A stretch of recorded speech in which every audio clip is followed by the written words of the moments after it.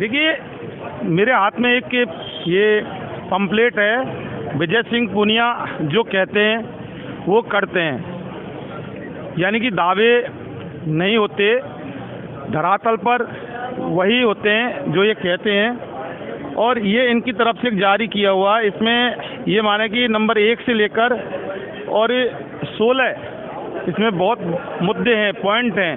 फेहरिस्त काफ़ी लंबी है। आप ये बताओ कि मोटा मोटा भाषा में बात करते हैं कि इसमें जो जो चीज़ें आपने लिखी हैं कि वाकई अगर आपको मौका दिया जाता है तो आप ये सारी चीज़ें लागू करवाओगे? मुझे जयपुर बार एसोसिएशन के इस पद पे मैं विजयी होता हूँ अध्यक्ष के, तो मैं पूरी तरह से विश्वास दिलाता हूँ मेरी बार एसोसिएशन के सदस्यों को कि जो मैंने ये जो 19 या 18 मांगे जो बताई हैं, इन 16 मांगे, इन सब का प्रयास, इन सबको हल करने का प्रयास मैं करूँगा।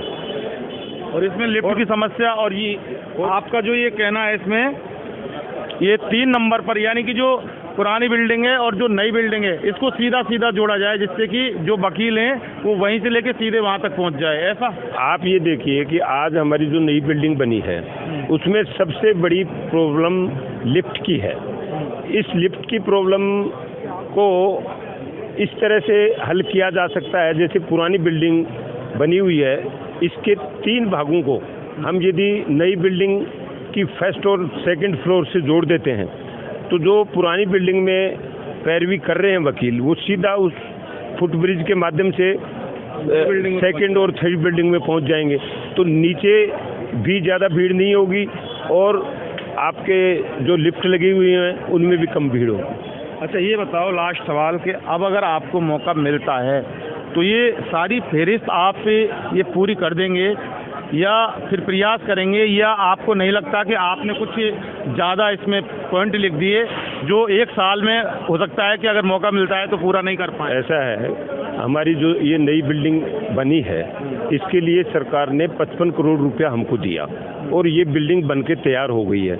इसके साथ ही यहाँ इस बिल्डिंग से और 2 नंबर गेट तक, 1 नंबर गेट तक एक भवन और बनना है, इसी मंजिल का, 7 मंजिल का। उस भवन में नीचे बार एसोसिएशन होगी, एक तरफ डिस्पेंसरी होगी, बैंक होगा, आपके पोस्ट ऑफिस होगा, पुलिस की चौकी होगी और सेकंड थर्ड स्टोरी पे कोर्ट होंगे और उसके बाद 3 स्टोरी पे चैम्बर बनेंगे। और वो इतने चैम्बर हैं कि आज की ये जो वकीलों की बैठने की समस्या है उन चैम्बरों के साथ यदि बनते हैं तो वो होगा। उसमें नक्शा बना पड़ा है, नक्शा पास है, सिर्फ सरकार से वित्तीय स्वीकृति लेनी है। तो इसमें मुझे नहीं लगता कोई दिक्कत आएगी, क्योंकि सरकार ने पिछले कई सालों में सभी कोर्टों के अंदर बिल्डिंग के लिए बहुत पैसा दिया है और इसमें भी कोई बड़ी दिक्कत है नहीं।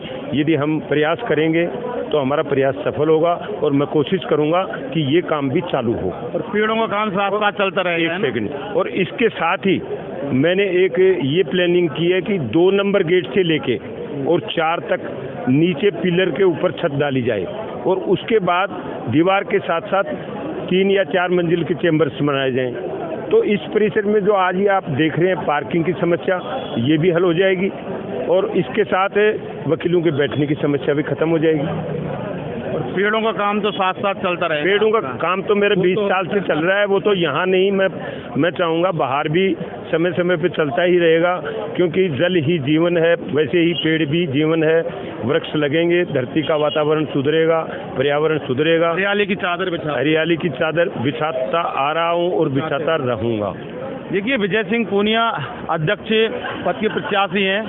काफ़ी लंबी चौड़ी इनकी वकील हित में योजना है और पहले भी काफ़ी कुछ इन्होंने वकीलों के हित के लिए किया है, लेकिन अब भी एक बार काफ़ी गैप के बाद दोबारा से ये अब अध्यक्ष पद के प्रत्याशी हैं। देखने वाली बात ये होगी कि वकील मतदाता इनको कितना मौका देंगे, ये वक्त बताएगा जब चुनाव का परिणाम आएगा।